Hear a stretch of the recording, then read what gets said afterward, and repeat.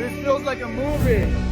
Upon a hill across the blue lake, that's where I have